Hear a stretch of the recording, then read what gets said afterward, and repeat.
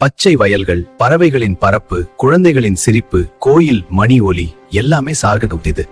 ஒரு நாள் ஒரு மனிதன் அடர்ந்த காட்டின் வழியாக பயணம் செய்து கொண்டிருந்தான்.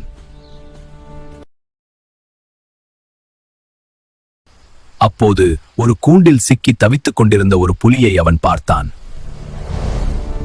என்னை விடுதலை செய், உனக்கு நான் தீங்கு செய்ய மாட்டேன் என்று புலி கெஞ்சியது. இரக்கம் கொண்டு மனிதன் புலியின் கூண்டை திறந்தான்.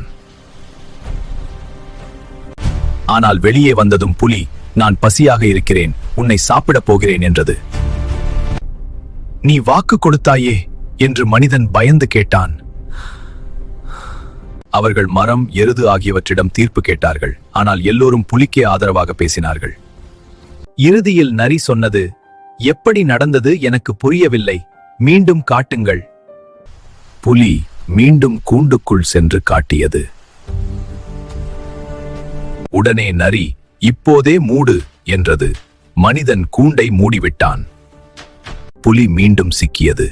மனிதன் நரிக்கு நன்றி சொல்லி பாதுகாப்பாக போனான். நீதி, தீயவர்களுக்கு அளவுக்கு மீறிய இரக்கம் காட்டினால் அது நம்மையே ஆபத்தில் ஆழ்த்தும்.